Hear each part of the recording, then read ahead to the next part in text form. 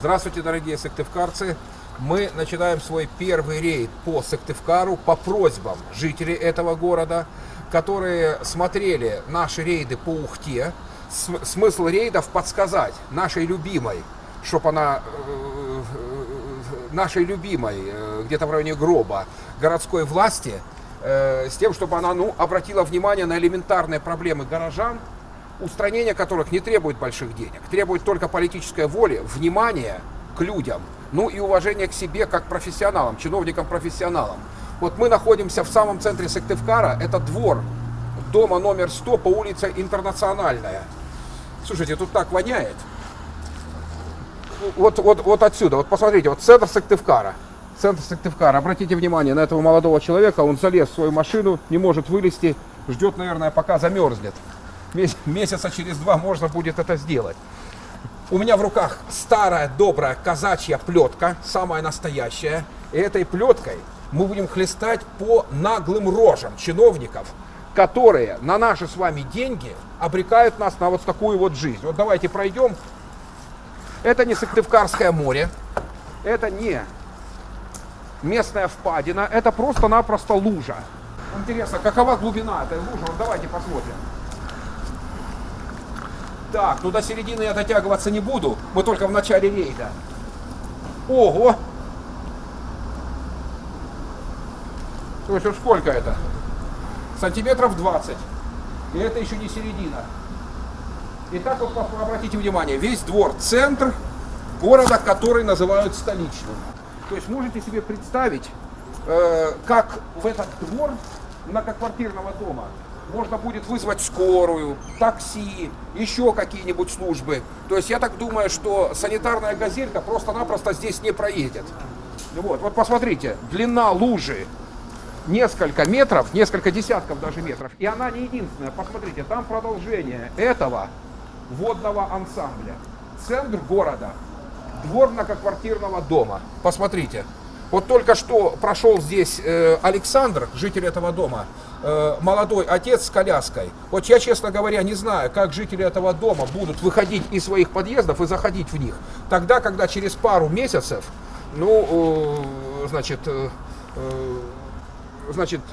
пойдут заморозки, выпадет снег и так далее. Вот посмотрите, центр города. Чиновники, обратите внимание, вот этой плеткой можно и задушить человека, а не только надавать ему по наглой роже. Имейте в виду, к вам придем, старая казачья плетка. Очень хорошо вразумляет нерадивых чиновников, заставляет задуматься их о своих обязанностях. Ждите, поедем в другое место. Продолжаем наше путешествие по столичному городу под названием Сыктывкар. Центральная часть – это администрация города. И вот обратите внимание на этот архитектурный шедевр. В этом что-то есть. Очевидно, это часть краеведческого музея под открытым небом. Я не знаю, памятник этой архитектуры, но уместнее назвать его именно так.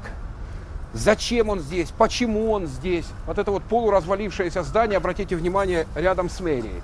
Кто-то хотел это здание поджечь. Я так полагаю, что местные жители. Очевидно, в надежде переселиться, может быть, даже в мэрию. Обратите внимание вот на этот атрибут жизни 19 века. Это провода для сушки белья, очевидно, жителей этого дома.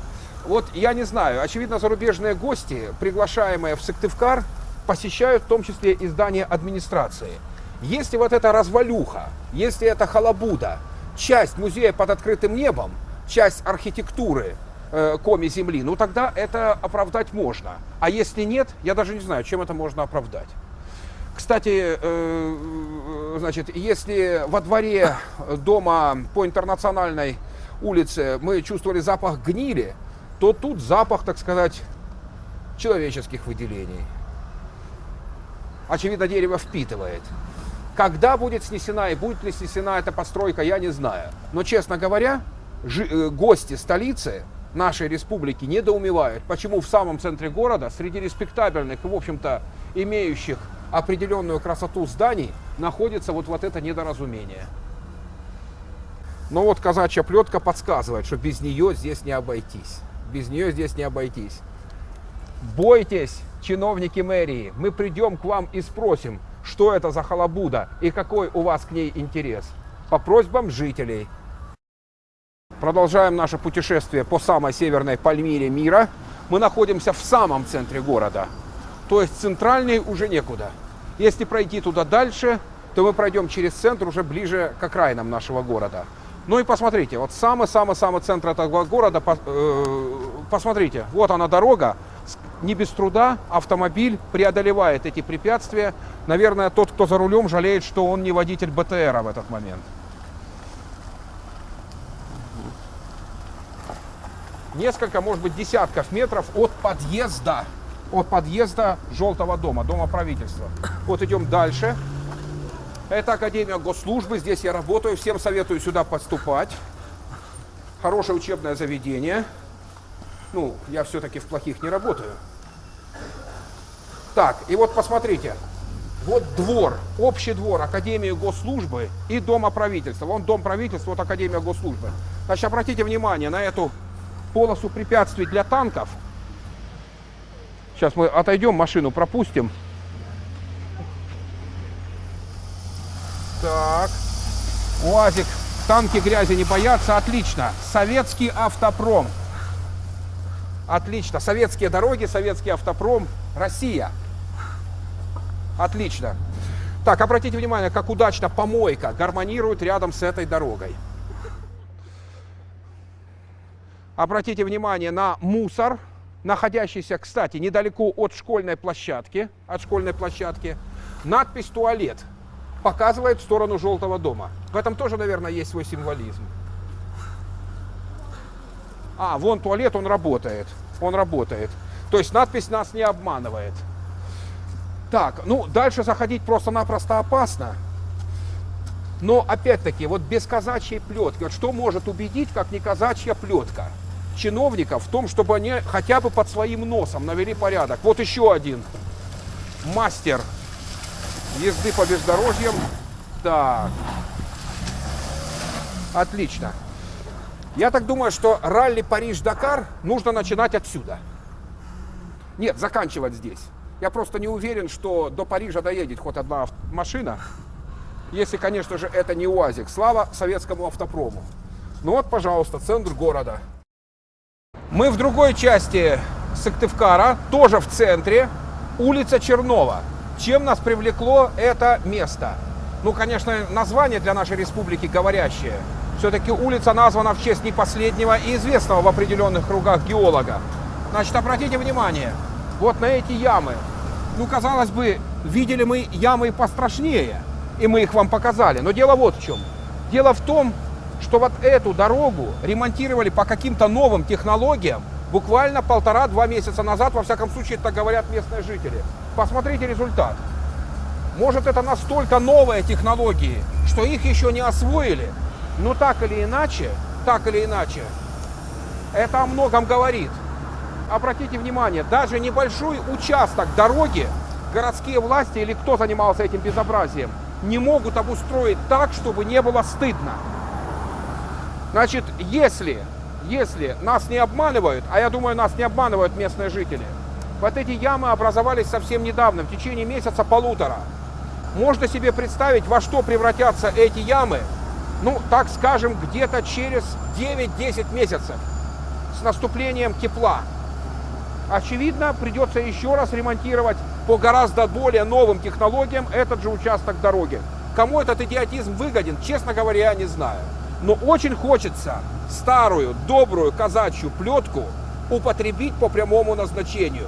То есть по рожам нерадивых чиновников. Так, ну мы, правда, не в центре Сыктывкара, но недалеко от центра. Я тут сам недалеко живу, ну недалеко, а вот в этом вот здании общежития. Знаете, я называю этот район Гарлевом. Можно назвать еще чрево Сыктывкара в худшем смысле слова чрево. Но вот обратите внимание, это квартал общежитий. Ну, нужны какие-то комментарии? Вот посмотрите. Посмотрите, в каком состоянии находится здесь все. И сами дома, вот, и прилегающая территория, вот обратите внимание. Обратите внимание. Вот, обратите внимание на гору мусора на козырьке. дверей. Я тут переговорил с людьми, которые живут вот в этом доме, мы туда зайдем, Интернациональная 23. Они платят, в принципе, за комнату немалые деньги. Мне сказали, что проживание одного человека в одной комнате вот этого общежития обходится где-то 3-3,5 тысячи рублей. То есть деньги, в общем-то, немалые. Вот давайте зайдем. Нас попросили просто-напросто зайти вовнутрь этого общежития. Посмотрим, в каком положении живут люди. Ну вот плохо, что камера не может передать запах, который мы здесь ощущаем. Вот, заходим по просьбам людей в подъезд. Национальная 23. Запах усиливается. Посмотрите. Посмотрите. Люди платят немалые деньги. По 3-3,5 тысячи. Девушка, здравствуйте. Снимаем. Сколько вы платите за комнату? Я снимаю, то есть я не хозяйка. То есть вы не платите? Ну, как бы я хозяйке плачу. А сколько? Честно, 10 700. 10 700? Да. Отлично. 10 700. Ну вот, пожалуйста. Пожалуйста. То есть я не знаю, что здесь можно снимать. В принципе, можно делать неплохие деньги, приглашая голливудских режиссеров, снимающих фильмы ужасов или какие-нибудь криминальные триллеры для финальных сцен, когда кого-то убивают. По-моему, так сказать, декорации хуже не придумаешь. В лучшем смысле слова придумаешь. Ну вот, пожалуйста. Пожалуйста. Так что по сравнению вот с такими условиями жизни, с такими дворами, те ямки, которые мы снимали в предыдущих местах. Ну вот, посмотрите. Ну, как говорится, без комментариев. Слушайте, мне кажется, одной плетки не хватит. Придется покупать еще и еще одну. Ну что ж, мы будем контролировать то, какая реакция будет на наши репортажи. Если надо, придем сами, пришлем волонтеров с плетками, с дрынами, может быть, с цепями, битами и так далее. Не сочтите за призыв к экстремизму. Всего-то навсего.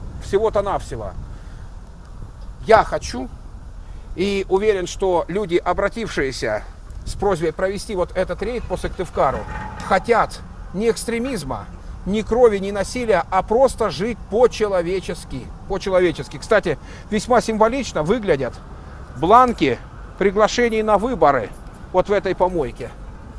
Я не думаю, что люди, живущие в этих домах, в таких условиях, думают о выборах.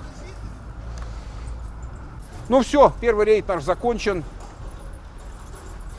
Я думаю, что с помощью этой плетки мы сдвинем дело с мертвой точки, ну и, по крайней мере, заставим те компании, которые отвечают за состояние, например, этого двора, за уборку мусора, ну, в общем-то, хотя бы вспомнить о своих обязанностях. В общем, будем оптимистами.